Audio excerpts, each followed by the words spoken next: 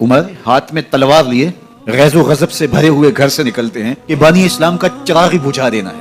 راستے میں ایک صاحب ملے اور کہا کہ خیر تو ہے، کدھر جا رہے ہو؟ کہا چراغ اسلام بجھانے جا رہا ہوں۔ مسکرا کے بولے گھر کی خبر تو لو۔ کہا میرے گھر کو کیا ہوا؟ کہا تمہاری بہن فاطمہ بھی نوکر بن گئی ہے رسول اللہ صلی اللہ علیہ وسلم۔ غصے سے بھرے ہوئے اپنی بہن کے گھر کا رخ کرتے ہیں۔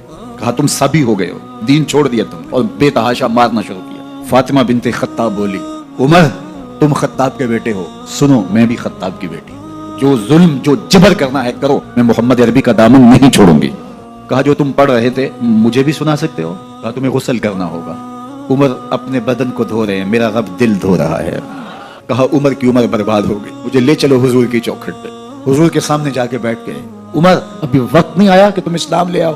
یہی وقت تھا عمر کے اسلام لانے کا۔ لبوں پہ کلمہ جاری ہو گیا، اللہ اکبر کی صدا اس زور سے گونجی کہ مکے کی گلیاں گونجنے لگی۔